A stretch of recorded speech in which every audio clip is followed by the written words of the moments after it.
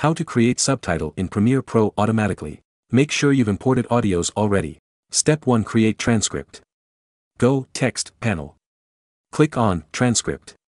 Click 3 dots on the right-hand side of this same panel. Select, Retranscribe sequence. Choose audio language. Leave all settings as default.